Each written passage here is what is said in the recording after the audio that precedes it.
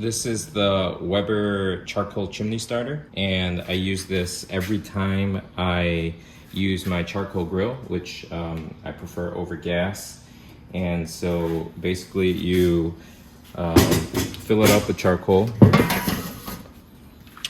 and then you put something underneath, maybe some like newspaper. I usually use newspaper or something like an egg carton.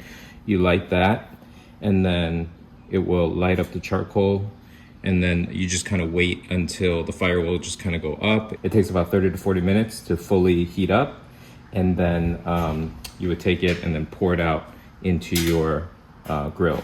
The reason I like this is because you don't have to use any lighter fluid. The white coals are the ones that were in the chimney starter. The black coals are the ones that I just put in to kind of catch fire later. It's a very natural way to do it. It's pretty straightforward and easy to use. Put in the charcoal, light it up, wait, and then pour it out.